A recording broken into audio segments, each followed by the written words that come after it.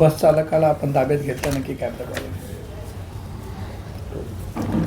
माननीय DCP Shri Pankaj Shirsat sir यांच्या आदेशान्वये सध्या ड्रंक अँड ड्राईव्हची मोहीम मोठ्या प्रमाणात राबवण्यात येत आहे.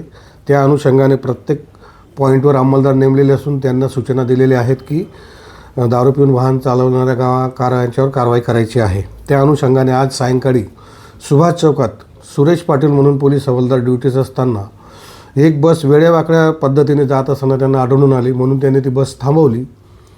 बसच्या ड्रायव्हरला नाव विचारलं असतं, त्याचं तोंडाचं त्याने नाव सांगताना तोंडाचा वास आला त्याचा दारू पिल्याचा, म्हणून बस बाजूला घेतली आणि बसमध्ये जाऊन पाहिले असता बसमध्ये एकूण 26 विद्यार्थी, लहान लहान मुलं आहेत, 7, 8, 10 वर्षाची मुलं आहेत.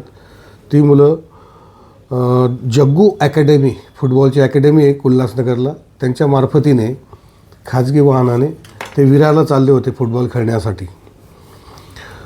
तर आमच्या हवालदारांनी ती गाडी बाजूला घेतली. विद्यार्थ्यांना सांगितलं की गाडी पुढे जाणार नाही, तुमचा ड्रायव्हर खूप दारू पिलेला आहे, मोठा अपघात होऊ शकतो, त्याच्यातून मोठी कॅज्युअल्टी होऊ शकते. करिता ती गाडी आम्ही दुर्गाडी चौकीला जमा केलेली आहे. विद्यार्थ्यांना पर्यायी व्यवस्था करून दिलेली आहे घरी जाण्यासाठी आणि ड्रायव्हरवर ड्रंक अँड ड्राईव्हची केस करण्यात आलेली असून बसच्या मालकाला बोलवण्यात आलेले आहे व पुढील कारवाई करीत आहोत.